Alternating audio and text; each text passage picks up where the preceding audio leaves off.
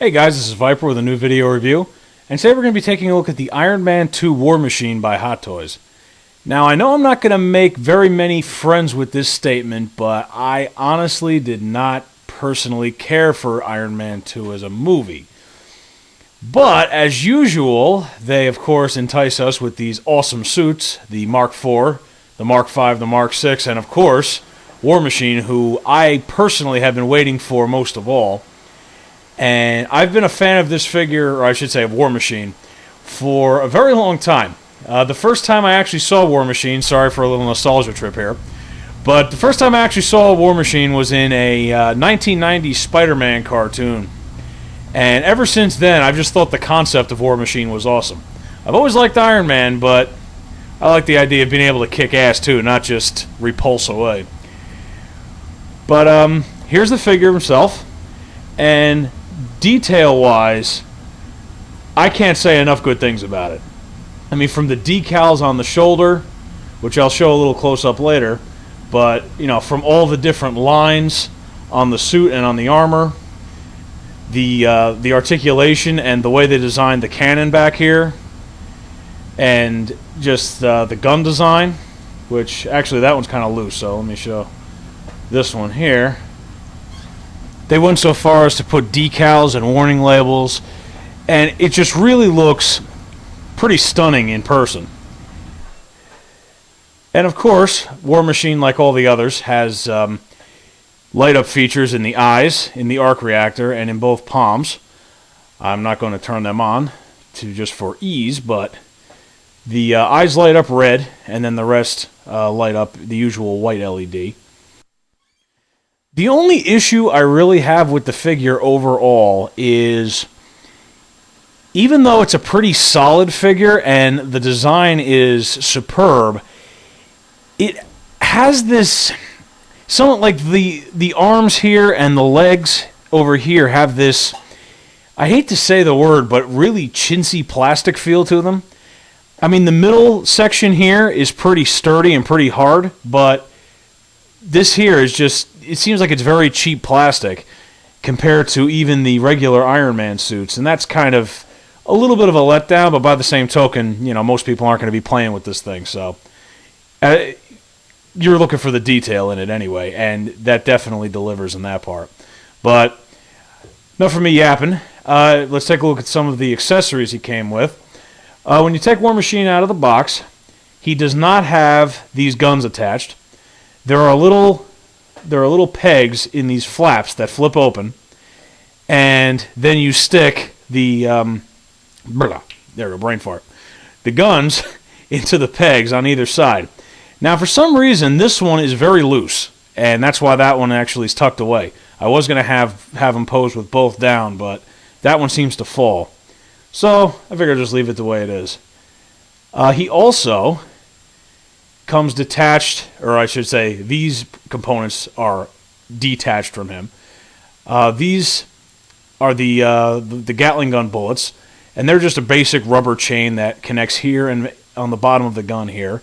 And then this assembly and the gun itself are separate, and they just plug into a peg right back there. Assembly on him is extremely easy. I mean, there's very little, just pretty much plug and play kind of deal.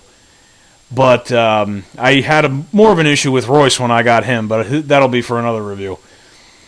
So let's see. Some of the other accessories he comes with are, obviously, he has two open palm hands that light up. I have the other one on there. He comes with two fists, and again, I have the other one on here. He comes with the classic relaxed hand pose that also light up. And then finally, of course, he comes with the special hands that... Oh, drop one. The special hands that you can pose in any way you like. And actually, if you put it like this, here you go, you can have War Machine playing a guitar. Alright, that's kind of corny, I agree. And then the final accessory he comes with is a very, very well done sculpt of the actor who plays War Machine in, or I should say plays Rhodes in Iron Man 2. I forgot his name offhand, but it really is nailed pretty well. To me, it looks just like him. And then there's, of course, the magnet that you can put on and then have it open like this. Now I figure we'll do a nice close-up on the figure to show off some of the details. Articulation-wise, pretty much, you know, your standard Hot Toys maneuverability for these things. You know, arms go up and down, go out. The legs don't really move forward.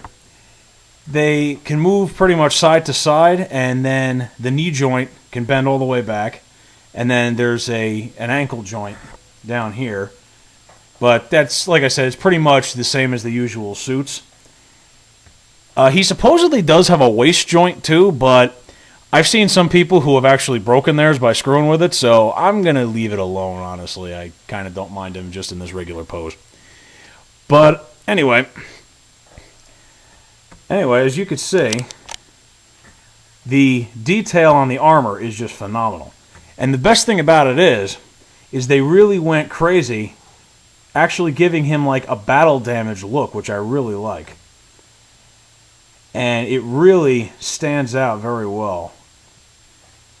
There's some of the decals on the side. Get a close-up with a gun.